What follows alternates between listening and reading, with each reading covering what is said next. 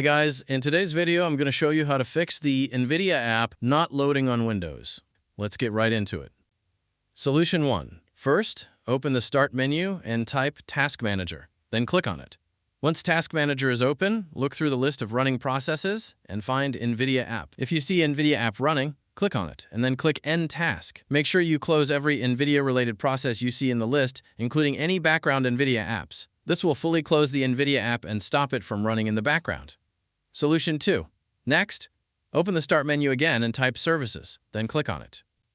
Once Services opens, click on any service one time and then press the N key on your keyboard to jump to the NVIDIA services. Find NVIDIA Display, Container LS, and double-click it. Make sure the startup type is set to Automatic. If the service is not running, click Start to make sure the service status says Running. Then click OK. Now find NVIDIA Local System Container and double-click it as well. Set the startup type to Automatic, click Start, and then click OK. After that, go back to NVIDIA Display Container LS, right-click it, and select Restart. Do the same thing for NVIDIA Local System Container by right-clicking it and selecting Restart.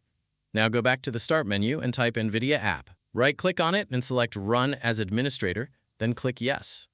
The NVIDIA app should now open normally. If the app is still not loading, restart your computer, log back into Windows, and open the NVIDIA app again.